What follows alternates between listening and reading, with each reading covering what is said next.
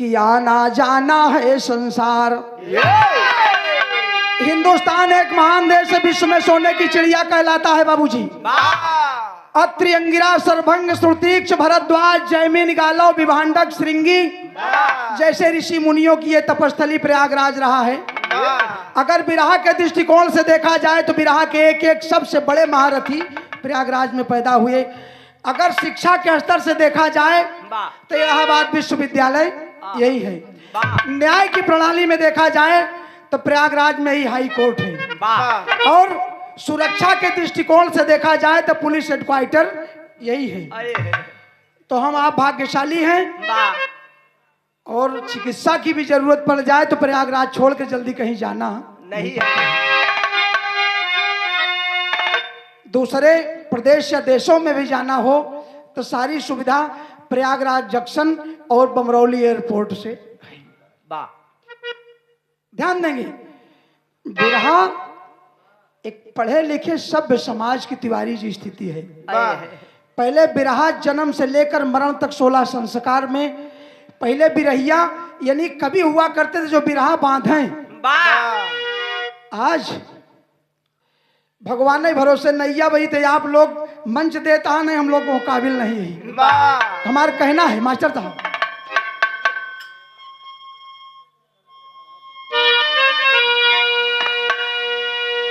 कि आना जाना है संसार। अरे श्रोता गण तनि करा विचार, नैहर नगरी भैली मृत लोक का देश।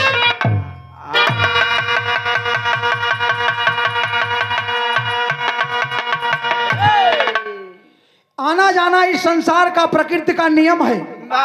और जब तक कंचन यादव जय ही न दूसर क्यों ही आई न भाई बिना तख्ता खाली भय क्यों आई। तो प्रकृति का नियम है आना और जाना। ध्यान देंगे आप सब। आत्मा रूपी दुल्हन से इस मृतलोक को नैहर की संज्ञा दी गई है। किसी व्यक्ति वस्तु स्थान आदि के नाम को संज्ञा कहते हैं। तो ये मृतलोक नैहर की संज्ञा है। ध्यान देंगे आप सब। आत्मा रूपी दुल्हन से परमात्मा रूपी दुल्हा एक बात कहता है।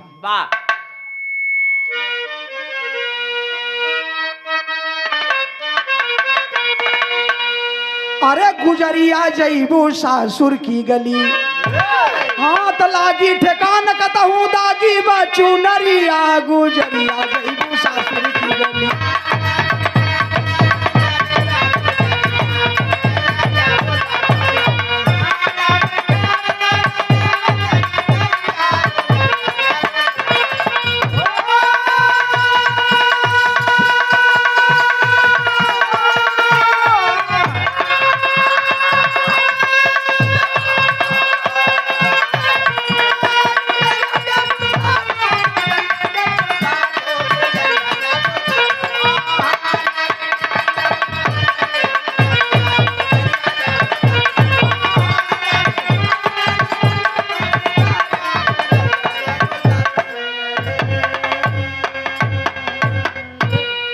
चुनरी काहे दागी कैलू।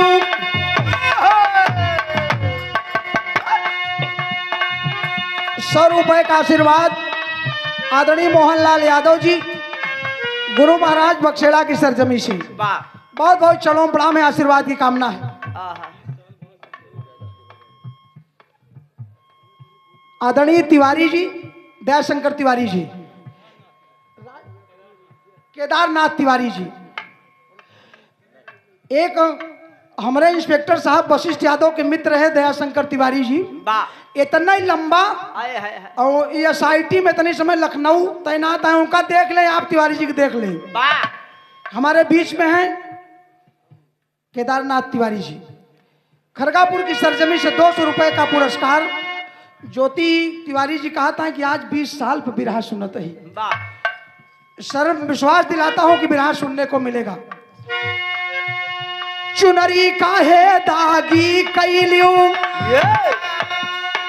सुरेश भाई शीशा पलट लगत, जवन 4 अक्षर से शुरुआत हुई, जहां से लाइन टूटी वहीं से वो अक्षर से फिर शुरुआत हो जाएगी। चुनरी काहे दागी कैलियू दागी काहे चुनरी।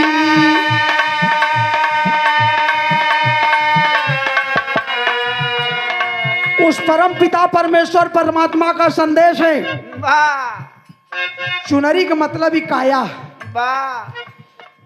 चुनरी काहे दागी कैलियू दागी काहे चुनरी। लुगरी मली मली के तू धोवा। वो राम नाम रूपी जवन चद्दर मिली बा, भगवान ने यहाँ भेजा है तो कम से कम चौथे पन मत भजन कैलिया। चौथे पन मत धोखा हो तो डॉक्टर साहेब लड़का चाह रहा है तो छोटकन कैद माई बाबू रही, चाहे कमाए चाहे न कमाए। बड़का कितनो मेहनत करे रहे, कितनो समाज बने रहे, लेकिन माई बाबू छोटकन कैद कब तक? जब तक जी तब तक वो बच्चा ही बा। ऐसा न हो। हमारे बीच में बिरहा गायक भल्लू भौरा जी के लिए आई हवा, हमारी तरफ से सम्मान बा। 51 रुपया का पुरस्कार, ये पूरा शो हमसे ले जा। बड़े रंगबाज गायक है बाबूजी। एक बार इनके बनाई जमीन पर हम बिरहा गावे इनके साथे चला गए। 10 बार ये मंच पर गाय चुका रहा एरिया में। लोग कहीं कंचन यादव से कराए दे यार। हम भल्लू भाई सवेरे जाड़ा में 7 बजे तक गाए। एक बार जोरदार ताली हो जाए। भगवान एक ही चीज से कमजोर कह दिए, बाकी सबके थौ से मजबूत है ज्योति।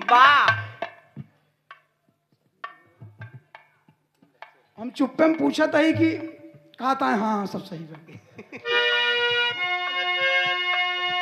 लुगरी मली मली के तू धोवा,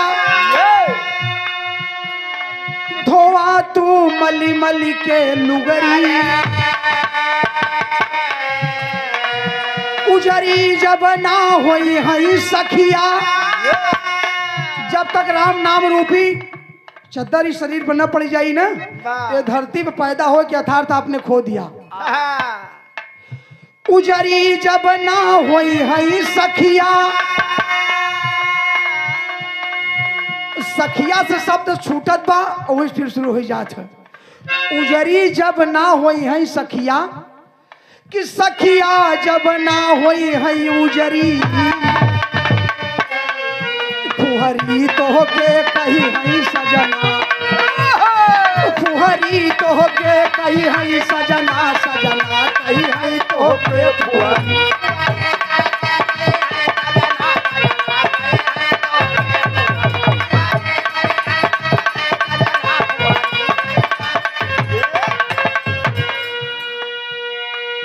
बस अरे हम जाना था गाना छोटा गाई तो बहुत स्पीड न पकड़ा। ध्यान देंगे आप सब। फुहरी तोहके कही है सजना, सजना कही है तोहके फुहरी। अगर इस जहां में बंदे आए हो तो राम नाम रूपी चादर में लिपट कर अपना भवसागर, भविष्य के पार होने वाली सिर्फ एक नाव है। राम नाम रूपी नाव पर सवार होकर इस दुनिया को पार कर जाइए। अगर केहू को बना ही न सका, केहू के बिगाड़े के चक्कर में न पड़ा। खुद तकलीफ नेताजी उठाए ले, लेकिन दूसरे की तकलीफ में न डाला। माता साहब अरे माई के उदर में हो,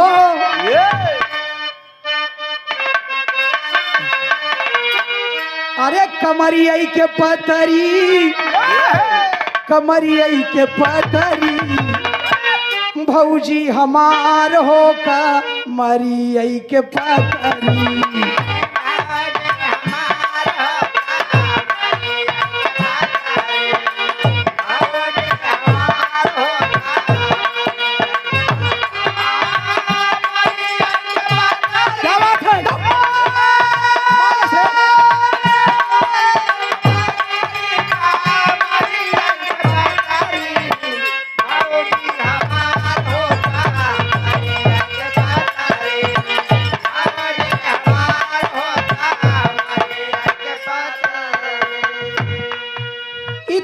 बाबूजी, लेकिन 3 लाइन ई में, फिर आप लोग ज्योति जी से आनंद लें।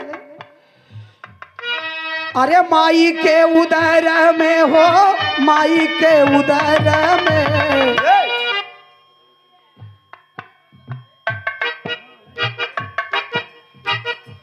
अच्छा।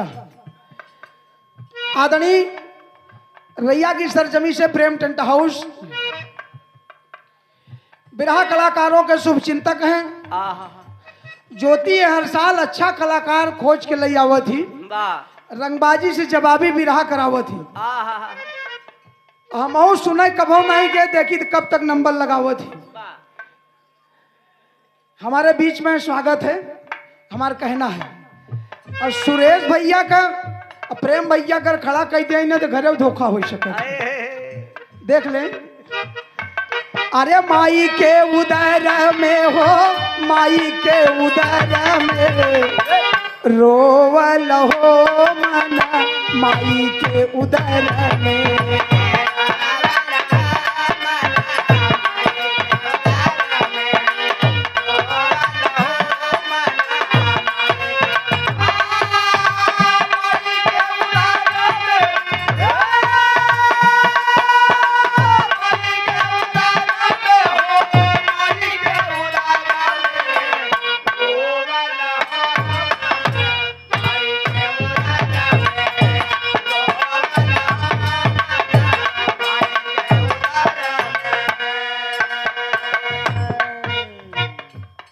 व्यापारी भैया, जब माँ के उदर में ये जीव आत्मा रहती है तो भगवान से अपने किए हुए जन्मों कर्मों का लेखा जोखा देखकर भगवान को याद करती जीव आत्मा की, हे भगवान हमको जल्दी से इस नरक के कुंड से बाहर कर दो, पूरी जिंदगी आपके भक्ति भजन भावना में अपन समय बिता दे। अरे अपने जन्मावा के देख जीव गतिया, अपने जन्मावा के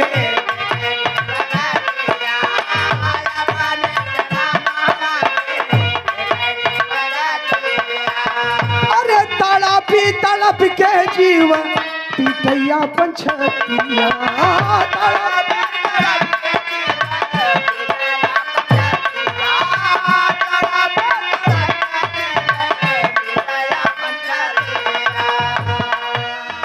जानते हैं साथियों, पड़ा गर्भ में रहे वीर जब 5 दिना तक जाए गुजर, रग रग रग रग दाने दाने बूंदी बूंदी जान शिखर, दिन 10 बीते गर्भ के अंदर गांठ बैरठी होई जबर, 15वें दिन मांस पिंड का लंबा हो जाता बढ़कर, बीते 1 महीना यार बने तब मस्तक के आकार, हाथ यो पैर है बनता सुन लीजिए कथनवा रचनवा जैसे काया के हुआ। कितने दिन में माँ के उदर में जीव आत्मा का संचार होता है, विष्णु पुराण में लिखा गया है। 5वें महीने में माँ के पेट में बच्चा जब घूमने लगता है तो माँ को अतिरिक्त आहार की जरूरत होती है। ध्यान देंगे बाबूजी, जीव आत्मा रो रही है कब, जब भगवान उसको ज्ञान की ज्योति माँ के उदर में खोल देते हैं। पिछले जन्मों में जितना अच्छा बुरा कर्म किया है वहां सब कुछ दिखाई देता है। तब भगवान से कहता है कि प्रभु हमका जल्दी से पैदा कर दे, हम यहाँ नहीं रह चाहिए, पूरी जिंदगी तोहार भजन करो। नाचता हूँ, अरे करत करार बीती गईले 9 महीना,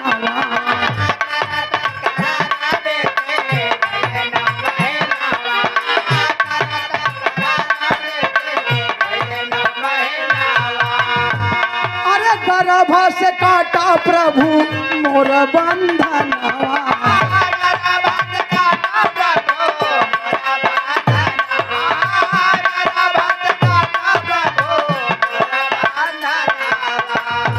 अरे जिंदगी बिताई दे भाई प्रभु जी पैर में, रोवल हो मन माई के उदर में, रोवल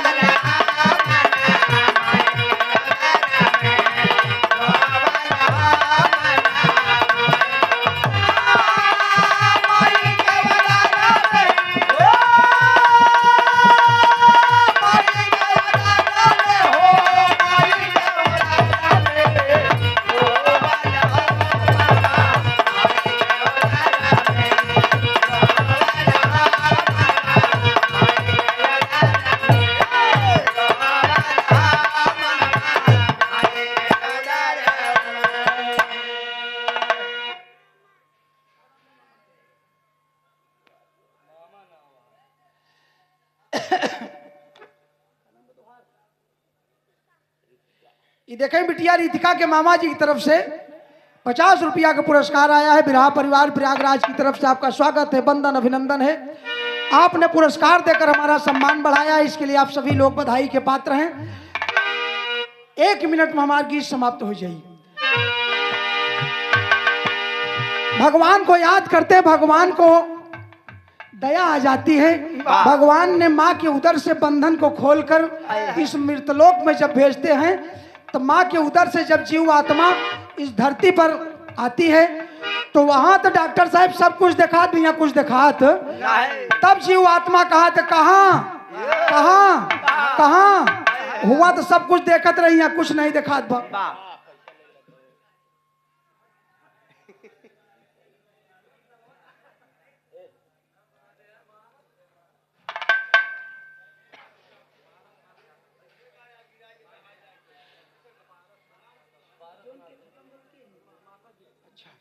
आदरणीय पारसनाथ यादव जी, आज माता जी जमुनही देवी इस धरती पर नहीं है।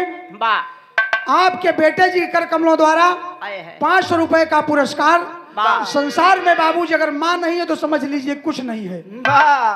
कितनों महतारी लड़का से नाराज रहे, लेकिन अगर संझा ले इलाहाबाद से आवे में देर होगी तो जरूर लड़का से पूछी तोर बाप आए कि नहीं भाई। ध्यान देंगे बाबूजी। ज्योति, एक चीज हम अनुभव करें, अगर हमार उम्र मान ले 1 लड़का 2 लड़का, हम जवान नहीं, अब पत्नी बीमार पड़ गई व्यापारी भैया, तो पत्नी आप जानता है कैसी बीमारी हो गया, पत्नी अब बची ना। लेकिन पत्नी बाबूजी एक बात कहती है कि अगर हम ना रहा, डॉक्टर साहब पत्नी कहती कि अगर हम ना रहा हमार मौत निश्चित बा, अगर हम ना रहा तो दूसर शादी कैली है तो होका एक रोटी जरूर दे के सहारा हो जाई। हमरे न रहे तो का क्यों समय से दवाई पानी रोटी क्यों दे ही न। लेकिन एक पुरुष अपनी पत्नी से कभी नहीं कहता कि मेरे मर जाने के बाद तुम दूसरी शादी कर लेना। उसके घर वाले बाबूजी धक्का मार के निकाल देते। ध्यान देंगे, इसीलिए पत्नी को माँ बतलाया गया है धरती पर। हमारा कहना है 500 रुपए का पुरस्कार बहुत बहुत प्रणाम है। मास्टर साहब कि जननी के कर से गिरे धरती माँ के कोरावा, जननी के कर से गिरे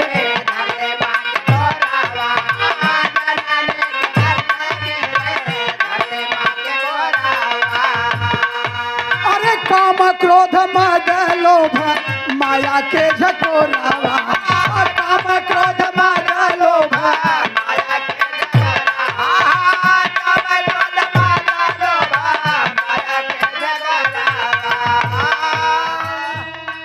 चौधरी साहब हुआ तो वादा कह के आई यहाँ भगवान पूरी जिंदगी तोरे चरण में बिताए दे, लेकिन यहाँ जब पैदा भये कहाँ कहाँ कहाँ जौन वादा रहा सब भूल गया।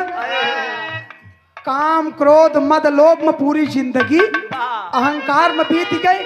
अयो जन्म बेकार हो गए, फिर दोबारा मनुष्य के तन मिली कि ना मिली। बाबूजी हमार गीत ही समाप्त बा कि जननी के कर से गिरे धरती माँ के कोरावा, अरे काम क्रोध मद लोभ माया के झकोरावा,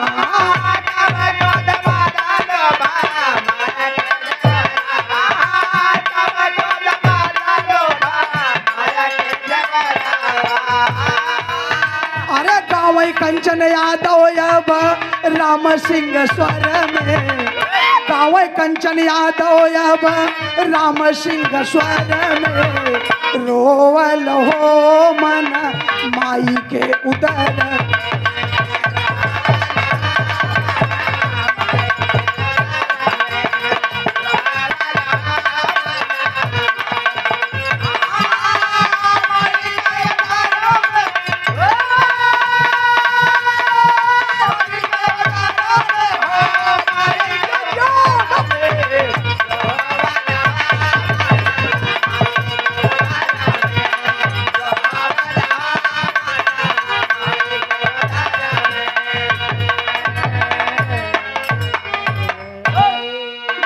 धन्यवाद आप लोगों ने सुना, इसके लिए आप सभी लोग बधाई के पात्र हैं। कोट कोट चरणों में प्रणाम करता हूं।